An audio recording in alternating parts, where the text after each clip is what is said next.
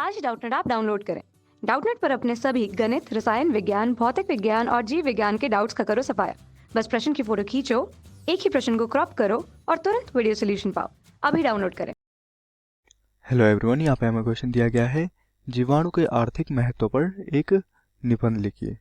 तो जीवाणु के आर्थिक महत्व पर हमें क्या करना है, यहाँ पे एक निबंध लिखना है। तो जो जीवाणु होते हैं वो एक कोश के जीव होते हैं। क्या होते हैं?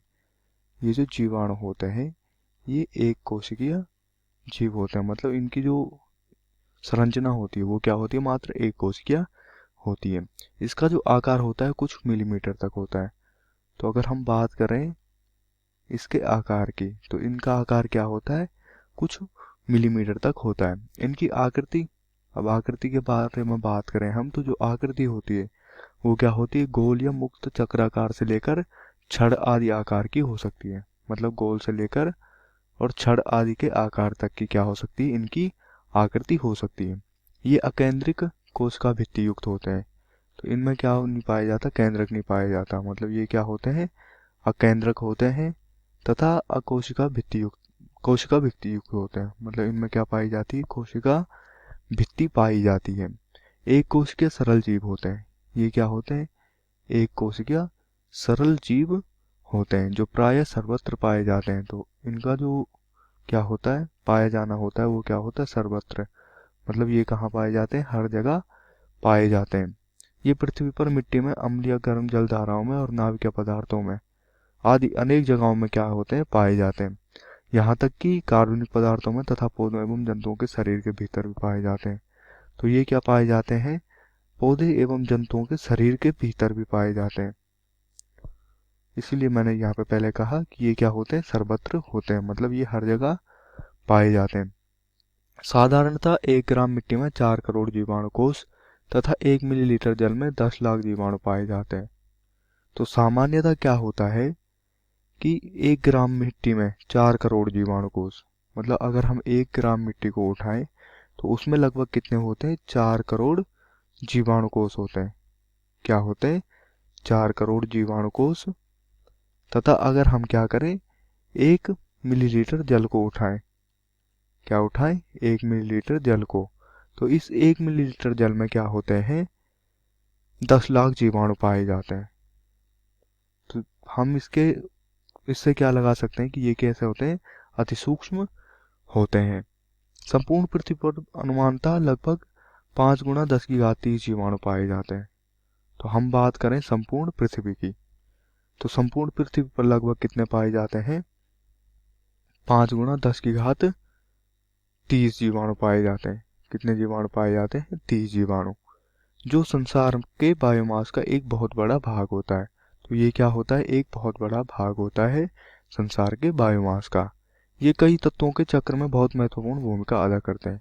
तो इनकी जो भूमिका होती है वो क्या होती है, बहुत ही महत्वपूर्ण होती है। ये जीवाणु जो हैं, जैसे वातावरणीय या वायुमंडलीय जो नाइट्रोजन होती है, क्या होती है, जो वायुमंडलीय नाइट्रोजन होती है, इसके स्थिरीकरण में भी बहुत ही महत्वपूर्ण भूमिका निभाते हैं। तो नाइट्रोजन का जो फिक्सेशन होता है या स्थिरीकरण होता है, इसमें भी क्या करते हैं, अपनी एक महत्वपूर्ण भूमिका निभाते हैं। हालांकि बहुत सारे वंश के जीवाणु का श्रेणी विभाजन नहीं हुआ है, तथापि लगभग आधी प्रजातियों को किसी न किसी प्रयोगशाला में उगाया जा चुका है। तो इनकी जो कुछ प्रजातियां हैं, ये प्रजातियां क्या की जा चुकी हैं, किसी प्रयोगशाला में उगाई जा चुकी हैं। जीवाणु का अध्ययन जो किया जाता है वो किया जाता है बैक्टीरियोलॉजी के अंतर्गत। तो यहाँ पर क्या किया जाता है, जो जीवाणु का अध्ययन किया जाता है, ये अध्ययन किया जाता है बैक्टीरियोलॉजी के अंदर। मतलब बैक्टीरियोलॉजी क्या होती है, जीवाणु का अध्ययन होता है। कभी क्वेश्चन पूछा जाए कि जीवाणु के अध्ययन को क्या कहा जाता है, तो बैक्टीरियोलॉजी कहा जाता है, जो कि सूक्ष्म जैविकी की एक शाखा है। जो कि क्या है, जो सूक्ष्म जैविकी होती है, इस सूक्ष्म जैविकी की ही एक शाखा है। मानव शरीर में जितनी भी मानव कोशिकाएं हैं उसकी लगभग 10 गुना संख्या तो जीवाणु कोश की है। तो मानव शरीर में जितनी भी कोशिकाएं होती हैं उसकी 10 गुना क्या है, जो जीवाणु कोश होते हैं उनकी संख्या होती है। इनमें से अधिकांश जीवाणु त्वचा तथा आहार नाल में पाए जाते हैं। तो ये क्या होता है कि मानव शरीर में जो जीवाणु होते हैं वो कहाँ पाए जाते हैं, त्वचा तथा जो हमारा क्या होता है, आहार नाल होता है, इस आहार नाल में पाए जाते हैं। हानिकारक जीवाणु इम्यून तंत्र के रक्षक प्रभाव के कारण शरीर को नुकसान नहीं पहुंचाते। तो अब क्या होता है, जो हमारा इम्यून सिस्टम होता है, क्या होता है, जो हमारे शरीर का इम्यून सिस्टम होता है, ये प्रतिरक्षा तंत्र होता है। तो इसके द्वारा क्या होते हैं, जो हानिकारक जीवाणु होते हैं उनका क्या नहीं पड़ता, हम पे कोई दुष्प्रभाव नहीं पड़ता। क्या नहीं पड़ता, कोई भी दुष्प्रभाव नहीं पड़ता है। हमारा इम्यून सिस्टम या हमारा प्रतिरक्षी तंत्र क्या कर देता है, उनको निष्क्रिय कर देते हैं। कुछ जीवाणु लाभदायक भी होते हैं। यहाँ क्या होता है, कुछ जीवाणु जो होते हैं वह लाभदायक भी होते हैं, मतलब वो क्या करते हैं, हमें लाभ पहुंचाते हैं। क्या करते हैं, हमें लाभ पहुंचाते हैं।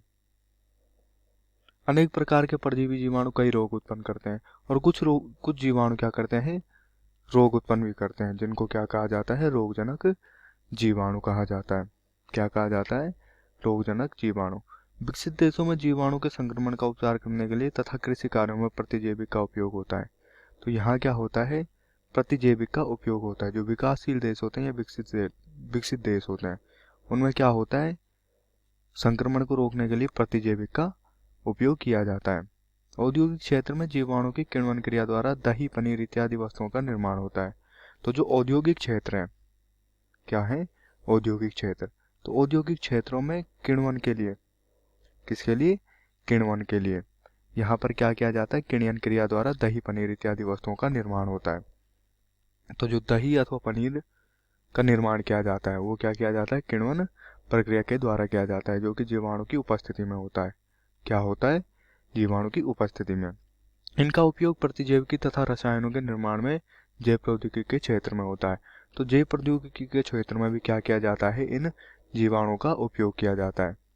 क्या किया जाता है, जैव प्रौद्योगिकी के क्षेत्र में इन जीवाणु का उपयोग किया जाता है, जिनसे क्या की जाती है, प्रतिजैविकी तथा रसायनों का निर्माण किया जाता है।